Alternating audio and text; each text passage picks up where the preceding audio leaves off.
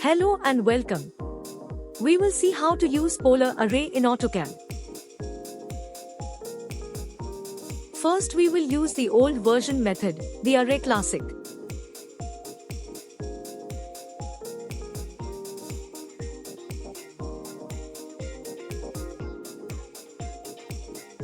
In this example, we are trying to create a toothed wheel with the triangles touching each other.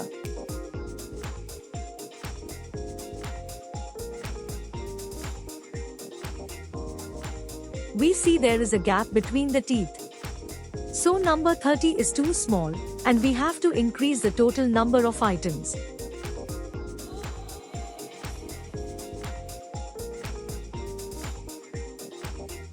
This trial and error method is a tedious process to get the required shape.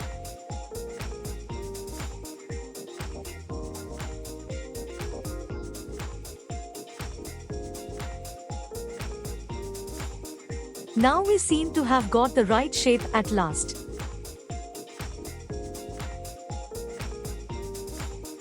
To avoid trial and error, we will use the polar array option from the panel.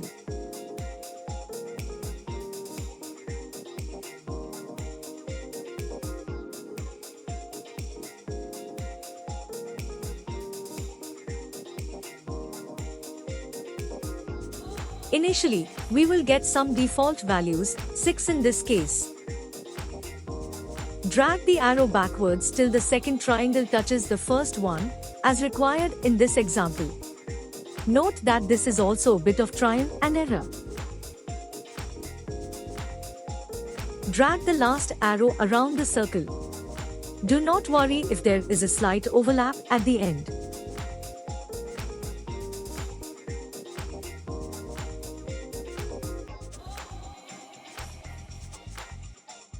To align the triangles exactly, enter 360 in the fill field.